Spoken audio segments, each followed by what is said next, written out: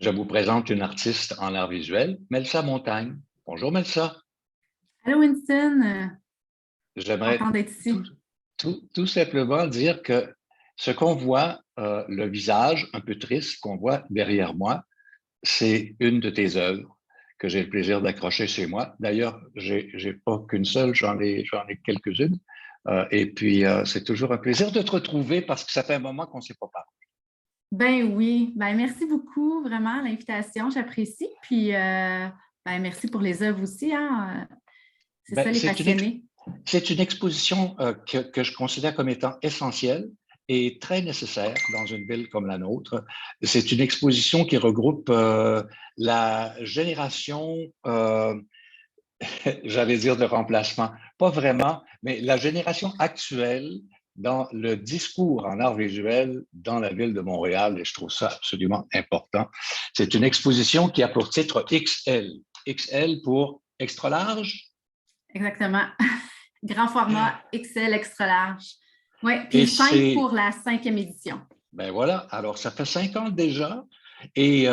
Bon, alors ça le dit, grand format, on est dans un univers où on prend de la place, on prend la place qui nous revient d'une certaine façon, mais chez toi, je n'avais pas l'habitude des grands formats. En tout cas, je crois que c'est une nouvelle expérience en ce qui te concerne. Peut-être en ce qui te concerne, mais ça fait un peu plus de 5 ans que le Excel existe parce qu'il faisait aux 2 ans avant la COVID. Puis Ben là, ben, oui. c'est la cinquième édition. Mais je m'y prête au jeu avec cette exposition-là. Ben, c'est ça aussi leur mission, hein. La mission précise de Excel, c'est de sortir surtout les artistes de leur zone de confort. Ben moi, j'ai déjà fait des murales, mais en tableau, je n'en faisais pas souvent, mais quand même depuis 2011 que j'en fais. Mhm. Puis, mais je le fais sporadiquement parce que j'avais aussi pas d'espace pour le faire. Fait qu'il faut quand même un espace pour créer un grand format. Puis eux, leur seule contrainte, c'est vraiment de faire un grand format. Ben, Il y a toujours un minimum, 5 par 5 pieds. Dépendamment de la salle d'exposition qu'ils trouvent, ben, c'est d'y aller avec l'espace qu'on a aussi, puis de se laisser aller là-dedans. C'est libre, alors, c'est assez libre. ça, c'est la tienne. Ça, c'est la mienne. Oui. Un Oui, couple? c'est. Ben, à première vue, si on le voit au premier degré, ça ressemble à un couple, oui. J'avais envie Bon. de câlin après la COVID. J'avais envie qu'on sente une douceur. Mais je suis allée au-delà de ça parce que pour moi, ce tableau-là représente les trois personnages qu'on peut voir avec le mouvement de celui qui est au centre. C'est la même personne. Puis la même personne et l'œil qu'on voit, c'est le regard sur soi. Et puis le lâcher prise, prendre sa place, être là pour soi. C'est ça aussi qui a été beaucoup difficile durant le temps de la pandémie, c'est de se retrouver. Puis j'ai vécu beaucoup de choses qui m'ont aidé à travers ce tableau-là à exprimer justement. Alors, on va regarder quelques-unes des œuvres Oui, qui sont installées déjà. On est à la Maison de la culture du Plateau Mont-Royal. Vous êtes là pour un moment, donc pendant l'été, on peut passer faire un tour. Vous êtes là jusqu'au jusqu'au 14 14. août, hein, au 14 août prochain. Alors, on va regarder un petit peu qui sont les gens à l'origine, les organisateurs de cet événement. En l'occurrence, tu pourrais nous les présenter. Oui, on voit ici à gauche, c'est Philippe Maillet, au Mhm. centre Julie Robinson et à droite Dominique Desbiens. Alors, C'est, oui, vas-y, oui, je pardon, t'écoute. c'est trois artistes avant tout. Donc oui, c'est les organisateurs, mais c'est avant tout trois artistes. On va regarder quelques-unes des images qui sont accrochées là-bas. Alors, celle-ci, dans un premier temps, Oui, c'est l'œuvre de Philippe Maillet. Moi, ce que je pourrais dire sur l'œuvre, moi, elle m'a vraiment beaucoup touchée, cette œuvre-là. Puis, connaissant Philippe, qui habituellement fait beaucoup de réalisme de portrait, il s'est lâché là ce qu'il me dit, c'est dans la liberté, dans le pas de contraintes, on se laisse, on fait quelque chose au niveau de l'ambiance et non du sujet. Il m'a même parlé qu'il est inspiré d'un artiste qui s'appelle Arnold Böcklin dans les années 1800. Puis c'est de l'île de la mort. Donc, le titre, Die Toteninsel, je pense que je le dis bien, c'est l'île de la mort en allemand. C'est vraiment inspiré de ça, mais c'est au niveau d'une paix intérieure, douceur, tout ça. C'était très, très, très beau parce que là, il a complètement changé d'optique. Oui, il était dans l'hyperréalisme. D'ailleurs, j'ai une toile chez moi de lui qui est celle d'un itinérant où il a beaucoup travaillé à la lumière, c'est beaucoup dans la texture du vêtement. C'est un artiste de la lumière et on retrouve cette même préoccupation de la lumière dans l'œuvre qu'on vient de voir. J'en Oui. mets une autre à l'écran, en l'occurrence. Voilà, je t'écoute. Oui, Mathieu Belval. Mathieu qui travaille à l'huile, toujours dans l'hyperréalisme et il est très doué pour représenter l'humain tel qu'il est, sans artifice non plus. Puis, il y avait des sujets assez durs au niveau des... il avait fait des containers de poubelles, mais c'est très urbain. Dans le réalisme, c'était vraiment, vraiment efficace, sa technique.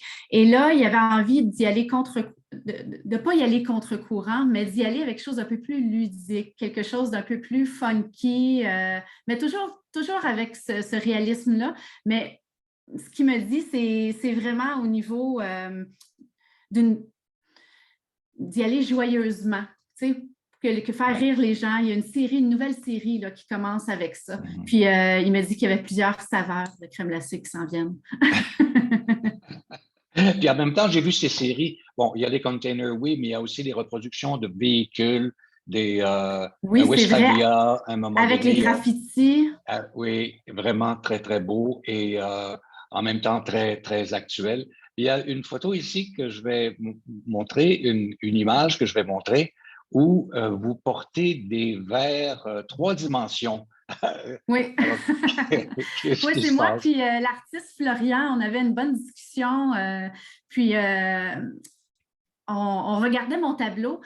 Puis je veux juste préciser que les lunettes, c'est l'artiste Emmanuel Laflamme qui avait apporté des lunettes pour regarder son tableau parce qu'il avait fait une précision avec une 3 dimensions qui était très intéressante à regarder. Puis je l'ai pris, puis on s'est amusé à regarder plusieurs tableaux parce que, veut pas, il y en a vraiment beaucoup où c'était hyper amusant regarder les œuvres. Et moi, dans le milieu de mon personnage, j'ai créé un effet 3D, mais c'était vraiment pas dans le but de mettre que ça fonctionne. C'était juste créer un mouvement. Puis on l'a regardé, puis j'ai vraiment été surprise. Puis il y a quelqu'un qui a pris la photo au moment où j'étais surprise. C'est vraiment amusant. Mais ça fait aussi partie du plaisir d'accrocher ensemble, c'est-à-dire que vous connaissez presque, vous connaissez tous, et puis Ouais. vous avez un vécu ensemble. Vous Ouais. suivez malgré tout l'évolution de l'œuvre d'un tel ou d'une telle, et il y a une collégialité que je trouve intéressante et importante, parce que dans votre génération de créateurs, on retrouve ça. Il y a comme un partage, c'est vraiment intéressant. Pour toi, ça représente, c'est qui cette gang d'artistes-là?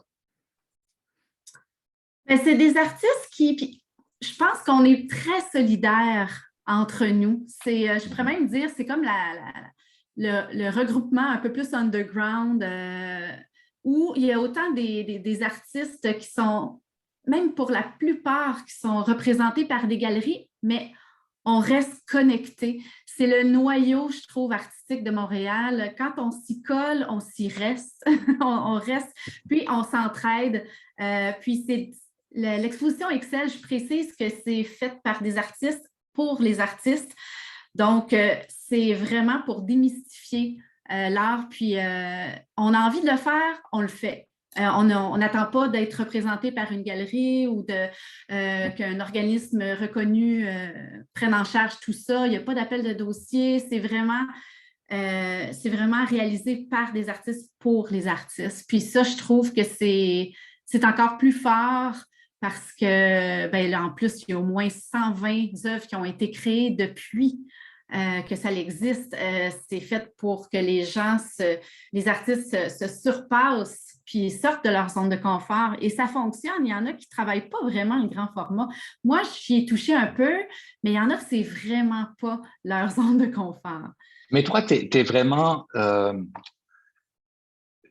polyvalente sur le plan des formats. Là, tu travailles Oui, de très petits formats, tu travailles des formats, disons, moyens et occasionnellement des grands formats comme ça. Mais tu fais aussi, il y a une autre forme d'art que tu pratiques, c'est celle du dessin sur le corps. Des dessins oui, ça peut être des tatouages temporaires, ça peut être oui. des tatouages permanents, mais en même temps, c'est une pratique que tu as développée, que tu fais encore? Je la fais beaucoup moins parce que du temps de la COVID, on ne pouvait pas se toucher non plus. Puis Bien moi, sûr. c'est directement sur le corps. Puis j'avais commencé, par contre, juste avant la COVID, j'avais commencé un peu plus professionnellement à être engagée dans des événements pour créer mes tatouages temporaires. C'est Mhm. vraiment. Mais c'est parti de rien. C'est parti de, entre amis, on était au parc, on organisait Sketch in the Park qu'on avait appelé Cadavre Exquis, moi puis Sébastien Godette, euh, Oui. durant le parc, durant les dimanches créatifs au parc La Fontaine. Puis, moi, j'avais dit à des amis, on apporte des charpies, on apporte des crayons à maquillage, puis on se dessine, puis on a commencé comme ça. Puis là, je pense que les gens, ils ont vu que j'aimais Ils ont ça, pris le puis goût.